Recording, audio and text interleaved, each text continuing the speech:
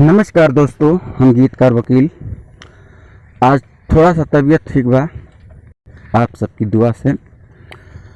तो एगो आज सुंदर देवी गीत लेके आयल बानी, सुनल जा।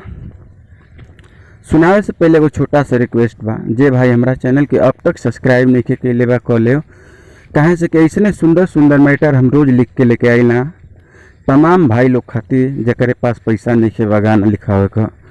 तो नहीं सुनल जा।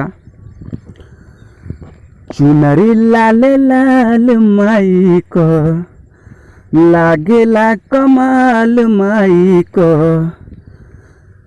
सगरो लागल बा मूर्ति हो लागे बेमिसाल माई को, गौवा सहरिया सोहे हो नौमी में 9 दिन जहया करिया सोहे, कल दियरिया सोहे हो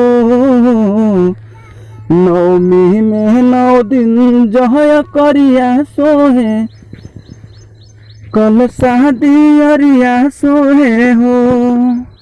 तो दोस्तों, मुखड़ा कैसा लगा? शिल्पी राज जी के ट्रैक नदी बीचे नैया डोले ट्रैक पर था, और अंतरा उससे भी टफ है दोस्तों। आप लोगों को इसका अंतरा मैं शाम को सुनाऊंगा, तैयार रहिएगा। आज ही शाम को मैं लेकर आऊँगा इसका पूरा अंतरा। तब तक इस मुखड़े को आप लोग लाइक करिए, कमेंट करिए, शेयर करिए। फिर मिलेंगे शाम को बहुत शानदार